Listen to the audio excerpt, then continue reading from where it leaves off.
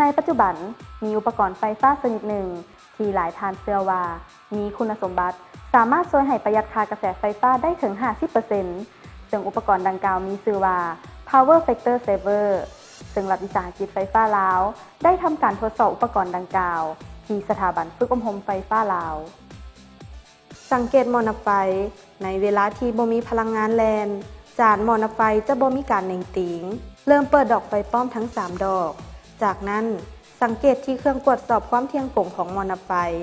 จะเห็นค่าแรงดันไฟฟ้าเท่ากับ227โวลต์และกำลังนำไส้จริงที่เป็นตัวคิดรายค่ากระแสไฟฟ้าเท่ากับ295วัตต์ภายหลังนำไส้เครื่อง Power Factor Saver เห็นว่ากำลังนำไส้จริงแม่นเพิ่มจำนวนขึ้นเป็น296วัตต์นั่นหมายความว่าการนำไส้เครื่อง Power Factor Saver จะบ่สามารถเฮ็ดให้ลดทอนค่ากระแสไฟฟ้าได้ตัวเครื่อง Power Factor Saver แม้นบ่มีข้อมูลจำเพาะทางด้านเทคนิคระบุในตัวเครื่องเฮ็ดให้บ่สามารถคาดคะเนความเสี่ยงในกรณีที่แรงดันไฟฟ้าสูงเกินหรือผิดปกติอาจเฮ็ดให้เกิดไฟฟ้าลัดวงจรไปจนถึงเกิดอัคคีภัยได้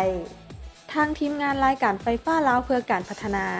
ได้ตรวจสอบและสัมภาษณ์กรมมาตรฐานและวัดแทกกระทรวงวิทยาศาสตร์และเทคโนโลยีและกรมคุ้มครองพลังงานกระทรวงพลังงานและบแฮ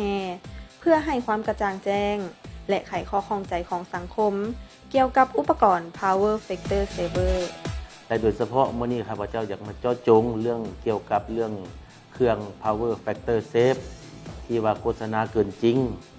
เมื่อมีการโฆษณาในการขายในสื่อออนไลน์แล้วทางหน่วยงานของเฮาโดยเฉพาะกรมมาตรฐานและวัดแทกก็ได้มีการไปเก็บกำเอาข้อมูลและเก็บเอาตัวอย่างมาตรวจสอบอยู่ห้องทดลองอิงใส่มาตรฐานและอิงใส่การโฆษณาหั่นเห็นว่าเครื่องตรวจสอบดังกล่าวหันแม่นโฆษณาเกินจริงบ่สามารถประหยัดไฟได้ฮอด 50% และจะเป็นการสิ้นเปลืองไฟตืมในการนำไส้อันที่2มาก็ถือว่าเฮ็ดให้เป็นการโฆษณาส่วนเสื่อให้แก่สังคมอันนี้ก็แม่นอุปกรณ์ที่เพิ่นโฆษณาเนาะก็น้ำหนักก็เบาแล้วอยู่นี่ก็บ่ได้ระบุว่าผลิตจากประเทศใดนี่ตัวนี้ก็ยังมีที่มาเนาะละเอียดที่อยู่เบอร์โทรศัพท์จากแหล่งผลิตคักแน่ประเทศคักแน่เนาะครับเห็นอันนี้ CB หน้าที่ของอุปกรณ์นี่แตกต่างกันเพียงแต่อยากให้รู้ว่าแรงที่มามันแตกต่างกันเนาะอันนี้จะมีที่อยู่ละเอียดเนาะแล้วข้อมูลเทคนิคก็ค่อนข้างละเอียดว่าผลิตจากประเทศใดข้อมูลทางด้านเทคนิคคือแนวใดเนาะ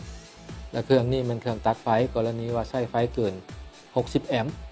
เนาะมันจะตัดเนาะมันจะตัดเองเนาะอันนี้เครื่องใหญ่น้ำหนักหลายแต่เครื่องนี้น้อยๆเบาๆแต่สามารถหับกระแสไฟฟ้าได้ถึง125แอมป์เนาะตัวนี้มีแต่60แอมป์ตัวนี้125แอมป์เรียกว่า125แอมป์แต่ว่า2สายนี้สายน้อยๆบรรดาท่านเดี๋ยวเบิ่งสายน้อยๆฉะนั้นเลยเป็นไปได้ยากที่สุดที่ว่าสิเป็นอุปกรณ์ที่มีความปลอดภัยฉะนั้นแล้วมาถึงปัจจุบันนี้ก็หลายประเทศเขากำลังค้นคว้าแต่ก็บ่ทันมีอุปกรณ์ใดเฉพาะออกมาเถื่อที่ว่ายืนว่านำใช้แล้วสามารถประหยัดไฟได้ฮอด 30% 40% ขึ้นไปนี่นะถือว่ายังบ่มีและทั้งหมดนั้นก็แม่นระบบการปฏิบัติงานและข้อมูลจำเพาะของเครื่อง Power Factor Saver ที่รัฐวิสาหกิจไฟฟ้าลาวได้นำมาทดลองตัวจริงเพื่อเป็นบอนอิงและเป็นข้อคิดในการพิจารณาเกี่ยวกับการสวมใส่อุปกรณ์ดังกล่าว